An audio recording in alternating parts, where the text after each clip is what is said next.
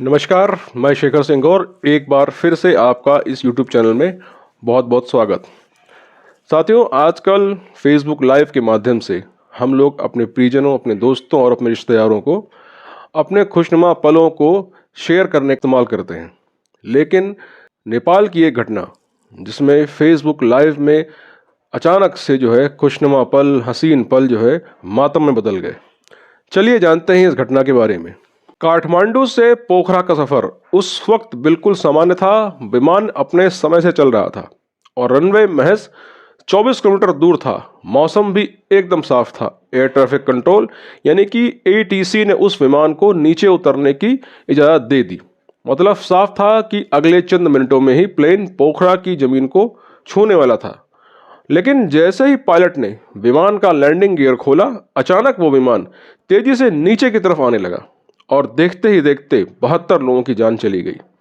पोखरा के domestic airport पर एक विमान लैंडिंग की तैयारी कर रहा था। नेपाल की राजधानी काठमांडू से पोखरा आ रहे इस विमान में 4 क्रू मेंबर सहित कुल 72 लोग सवार थे। मौसम एकदम साफ था, धूप खिली हुई थी और एयर ट्रैफिक कंट्रोल यानी कि एटीसी की ओर से विमान को नीचे उतरने का सिग्नल भी मिल चुका था। यानी कि अगले चंद मिनटों में ही प्लेन पोखरा की जमीन को छूने वाला था। वहीं विमान में बैठे तमाम मुसाफिरों में भी चंद मिनट के अंदर अपनी मंजिल तक पहुंचने का इंतजार कर रहे थे।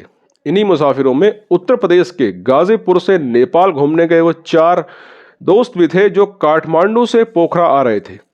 इन्हीं 4 दोस्तों में से एक था सोनू, जो लैंडिंग से ठीक पहले फेसबुक लाइव चला रहा था। वो प्लेन के अंदर की तस्वीरों के साथ साथ नेपाल की खूबसूरत वादियों का मंजर अपने मोबाइल फोन से कैमरे में कैद कर रहा था। साथ ही इसे अपने घर वालों और दोस्तों से शेयर भी कर रहा था। चारों दोस्त आपस में मस्ती कर रहे थे। लेकिन लैंडिंग से ठीक 10 सेकंड पहले जो कुछ हुआ उसे सोनू जायसवाल का फेसबुक लाइव देख रहे उसके सभी दोस्त और सभी फेसबुक फ्रेंड्स की सांसें रुक गईं।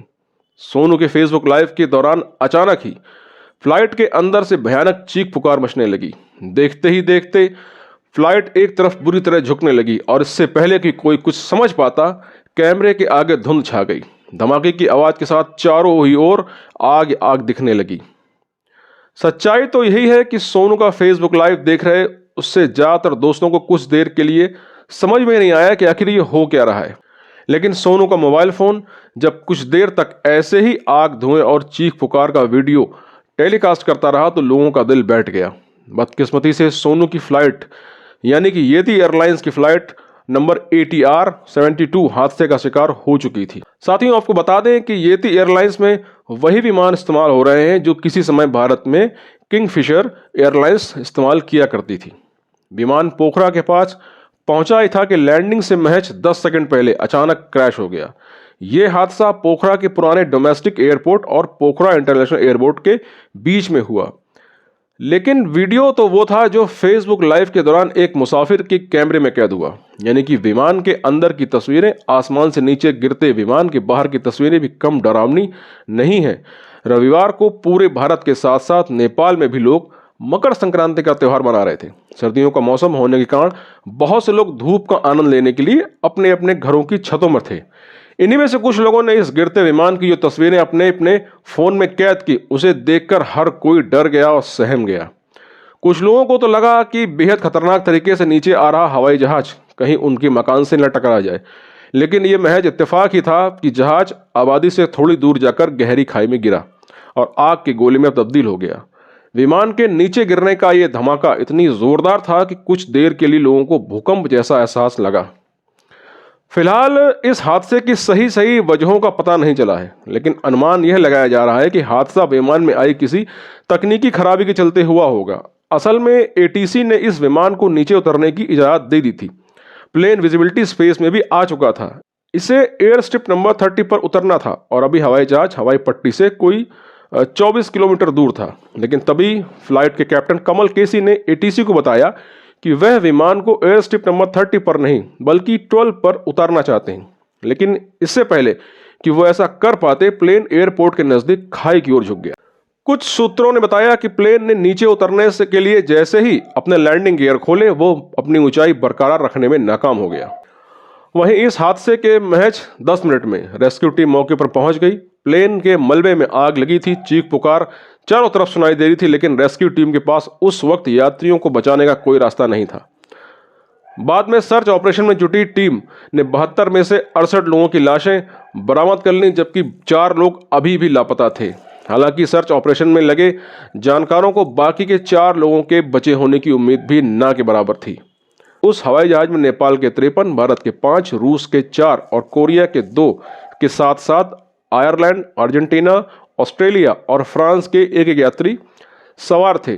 फिलहाल नेपाल ने इस मामले की जांच के लिए जो कमेटी गठित की है, हादसे के 24 घंटे बाद जांच में लगी टीमों ने प्लेन का ब्लैक बॉक्स बरामद कर लिया, जिसकी जांच से हादसे की वजहों का सही पता लगने की उम्मीद है।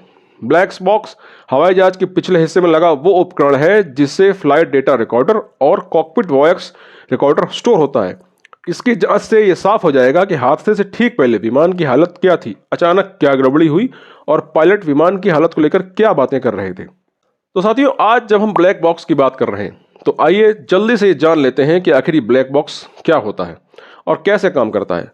ब्लैक बॉक्स असल में वो इलेक्ट्रॉनिक डिवाइस है जो प्लेन के पिछले हिस्से में लगा होता है। इसका नाम बेशक ब्लैक बॉक्स हो, लेकिन ये काला नहीं बल्कि नारंगी रंग का होता है। ब्लैक बॉक्स को नारंगी रंग का बनाए जाने के पीछे एक अहम कारण है। असल में इसे नारंगी रंग का बनाने के पीछे वजह यह होती है कि हादसे के बाद अगर बॉक्स में कहीं झाड़ियों में, कीचड़ में या धूल मिट्टी में गिरा भी हुआ हो तो आसानी से नजर आ सकता है।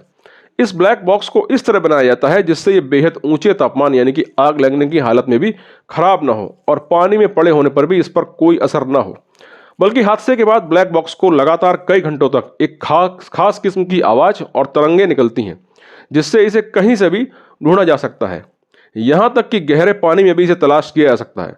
ब्लैक बॉक्स में आमतौर पर 2 हिस्से होते हैं, फ्लाइट डेटा रिकॉर्डर और कॉकपिट वॉइस रिकॉर्डर। जैसा कि इसके नाम से साफ है कि एक हिस्सा फ्लाइट से जुड़े तथ्यों को दर्ज करता रहता है। मसलन अगर कोई तकनीकी खराबी हुई तो क्या हुई, जब हादसा हुआ तो विमान के अंदर का तापमान कितना था, ये कितनी ऊंचाई पर उड़ रहा था और किधर मुड़ रहा था। जबकि कॉकपिट वॉइस रिकॉर्डर में आमतौर पर कॉकपिट में मौजूद लोगों की आखिरी 25 घंटों की बातचीत कैद होती है, जिससे पता चलता है कि आखिर हादसे के वक्त पायलट या केबिन क्रू वाले लोगों के बीच क्या बातें हुई और कैसी बातचीत चल रही थी। कॉकपिट वॉइस रिकॉर्डर में पायलट कॉकपिट टावर से कम्युनिकेशन और पैसेंजर अनाउंसर की आवाज़ें रिकॉर्ड होती हैं। कई बार इस बातचीत से ही हादसे की वजह काफ़ी हद तक समझ में आ जाती है। तो वहीं साथियों, आपको बता दें कि पिछले कुछ दिनों से नेपाल में लगातार हवाई हादसे बढ़ रहे हैं। पोखरा के जिस हवाई अड्डे के पास यह हादसा हुआ उसका आगाज नेपाल के प्रधानमंत्री ने हाल ही में किया था। नेपाल को एक लैंड लॉक्ड देश के तौर पर गिना जाता है, जहां से हवाई जहाज की टेक ऑफ और लैंडिंग मुश्किल मानी जाती है। नेपाल दुनिया के उन देशों में से गिना जाता है जहां पर हवाई हादसे अधिक होते हैं। वैसे तो नेपाल में हुए इस हवाई हादसे में जितनी जानें गई हैं, हर जान के साथ दिल को कचोटने वाली दर्दनाक कहानियां जुड़ी हुई हैं। इसी कहानियों में से 4 जिगरी दोस्तों की कहानी भी है। हादसे का शिकार बने भारत के 4 जिगरी दोस्त सबसे अलग हैं। वो 4 दोस्त जिनकी इस हादसे में मौत हो गई, गाजीपुर के रहने वाले सोनू जायसवाल, विशाल शर्मा, अनिल राजभर और अभिषेक कुशवाहा की उम्र 20 से 28 साल के बीच रही होगी। ये चारों 22 जनवरी को बनारस से नेपाल की राजधानी काठमांडू गए थे, जहां से पशुपतिनाथ मंदिर में दर्शन करने के बाद पोखरा घूमने जाना था। वैसे तो इन चारों की मौत की खबर उनके परिवारों पर बिजली बनकर गिरी है, लेकिन 23 साल के विशाल शर्मा की कहानी इन चारों में सबसे हटकर है। गाजीपुर के अलावलपुर अफगां का रहने वाला विशाल शर्मा एक बाइक एजेंसी में गाड़ी फाइनेंस करवाने का काम करता था। छोटी छोटी नौकरियों से पैसे जोड़कर वो अपने 3 दोस्तों संग नेपाल घूमने गया था। विशाल के पिता पूर्वी यूरोप में जॉर्जिया में काम करते हैं, जबकि छोटा भाई अभी पढ़ रहा है। दिल को झकझोर देने वाली बात यह है कि विशाल की मां काफ़ी बीमार रहती हैं और इस हादसे के बाद कई घंटे बाद भी प्रशासन ने उनकी मां को उनके बेटे की मौत की खबर नहीं दी थी। बहरहाल आने वाले दिनों में जांच के बाद इस हवाई हादसे की जांच भी साफ हो जाएगी, लेकिन आइंदा ऐसे हादसे ना हो ये तय करने के लिए अभी पूरे एयर ट्रैफिक को सिस्टम को दुरुस्त करना होगा। तो साथियों, आपको बता दें कि नेपाल उन देशों में से है जहां पर सड़क मार्ग आज भी बहुत अच्छे नहीं हैं।